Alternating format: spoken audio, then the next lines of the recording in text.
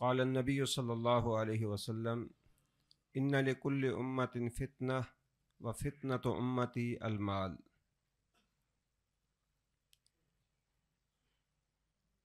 انسان کی ساری زندگی آزمائش ہے، اور اللہ رب العزت نے آزمائش کے لیے ہی انسان کو اس دنیا میں بھیجا ہے، اور وہ آزمائش ہر انسان کی ایک جیسی نہیں ہوتی، مختلف انداز سے ہر انسان کی آزمائش کی جاتی ہے۔ وَلَنَبْلُوَنَّكُمْ بِشَيْءٍ مِّنَ الْخَوْفِ وَالْجُوعِ وَنَقْصٍ مِّنَ الْأَمْوَالِ وَالْأَنفُسِ وَالثَّمَرَاتِ۔ کسی کو اللہ اولاد کے ساتھ آزماتا ہے، کسی کو اللہ تبارک و تعالی رزق کے حوالے سے آزماتا ہے،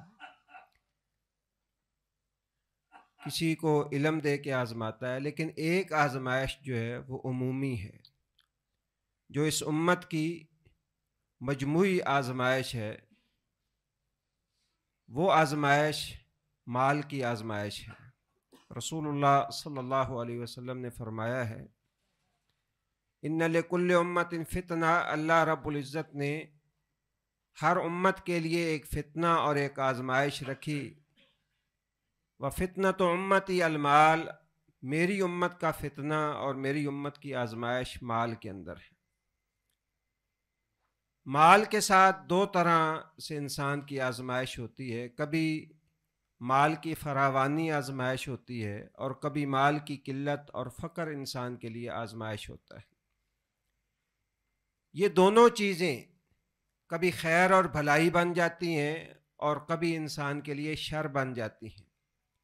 نبی صلی اللہ علیہ وسلم نے ایک حدیث میں اللہ تعالیٰ کی پناہ طلب کی ہے کہ میں غنا کے فتنے سے، مالداری کے فتنے سے بھی اے اللہ تیری پناہ چاہتا ہوں، اور فقر کے شر کا جو فتنہ ہے اس سے بھی یا اللہ میں تیری پناہ چاہتا ہوں۔ اس لیے کہ ضروری نہیں ہے کہ انسان اسے مال دے کر ہی آزمایا جائے، کبھی مال لے کر بھی اسے اللہ تعالیٰ آزماتا ہے۔ صبر اور شکر کرنے والے، ان کے لیے اللہ رب العزت نے انعام کا وعدہ فرمایا ہے، اور وہ ہی اس امتحان کے اندر کامیاب ہونے والے ہیں۔ فقر جو ہے کبھی انسان کو کفر کی طرف لے جاتا ہے، اور کبھی فقر سے انسان اللہ کے قریب ہوتا ہے، لیکن یہ اس شخص کے لیے ہے جو مال کو آزمائش سمجھے یا فقر کو آزمائش سمجھے۔ ہماری اکثریت کا عالم یہ ہے کہ ہم مال کو اللہ کا فضل سمجھتے ہیں، اور فقر کو آزمائش یا اللہ کی پکڑ سمجھتے ہیں۔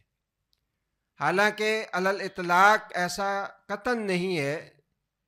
کبھی مال خیر ہوتا ہے، کوئی شک نہیں، لیکن اس شخص کے لیے جس کے بارے میں رسول اللہ صلی اللہ علیہ وسلم نے فرمایا الا من فعل ھکذا وھکذا وھکذا، کثرت والے تباہ ہو گئے سوائے ان کے جو ادھر بھی اللہ کے لیے دیے جا رہے ہیں، ادھر بھی دیے جا رہے ہیں، ادھر بھی لوٹائے جا رہے ہیں، اور اس مال کو جیب تک رکھتے ہیں، اس کی محبت کو دل میں نہیں اترنے دیتے۔ اور دوسری طرف جو ہے فقر کو ہمارے ہاں عام طور پہ یہ سمجھا جاتا ہے کہ یہ اس کے گناہوں کی کوئی پکڑ آ گئی ہے۔ لوگ، کوئی بندہ جو ہے اس کا کاروبار تباہ ہو جائے، لوگ کہتے ہیں کہ کوئی نہ کوئی کرتوت کیتی ہونی۔ ہمارے عام طور پہ یہ تبصرہ ہوتا ہے، حالانکہ قطعاً ایسا نہیں ہے۔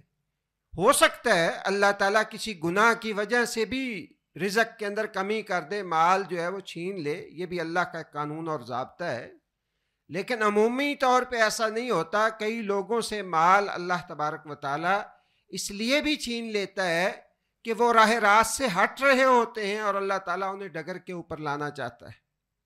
اور کبھی کسی کو اللہ تعالیٰ اس کے دین اور اس سے محبت کی وجہ سے بھی اللہ تعالیٰ اسے صرف اتنا مال دیتا ہے، جس طرح اللہ تبارک و تعالیٰ کے پیغمبر صلی اللہ علیہ وسلم نے فرمایا ہے کہ جب اللہ تعالیٰ کسی بندے سے محبت کرتا ہے تو مال کے شر اور فتنے سے اسے اسی طرح محفوظ رکھتا ہے جس طرح تم اپنے مریض کو ٹھنڈے پانی سے محفوظ رکھتے ہو۔ مریض ہو، اسے سردی ہوئی ہو تو آپ اسے ٹھنڈا پانی نہیں دیں گے، کسی اور ٹھنڈ ہو جائے گی، نمونیا ہو جائے گا۔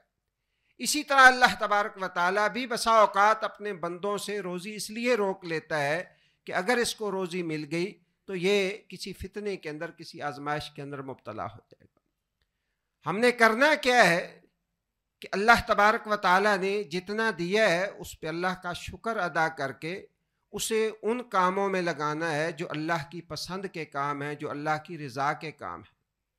اور جب دین اور دنیا کا ٹکراؤ آ جائے کہ ایک طرف دنیا کا نقصان ہو رہا ہے، دوسری طرف دین کا نقصان ہو رہا ہے، تو ہم نے دین کے نقصان کو برداشت نہیں کرنا بلکہ دنیا کے نقصان کو برداشت کر لینا ہے۔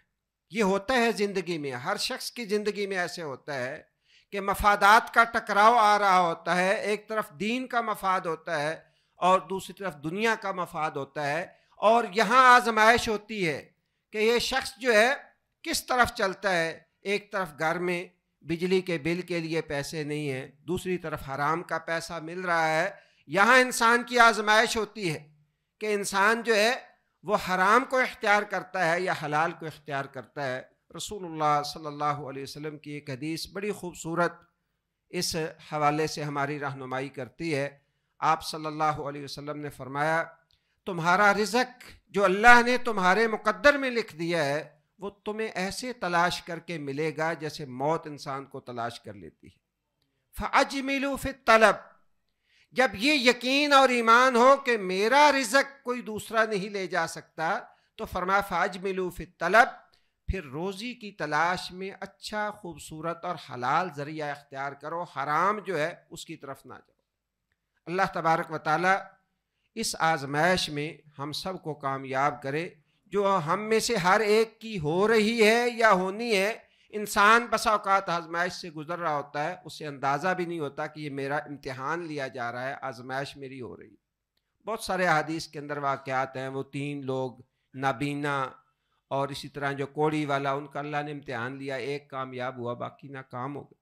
تو اللہ تعالی ہمیں ناکامی سے بچائے اور ان آزمائشوں میں اللہ تعالی ہمیں کامیاب کرے۔ سبحانک اللہم و بحمدک، اشہد ان لا الہ الا انت، استغفرک و اتوب الیک۔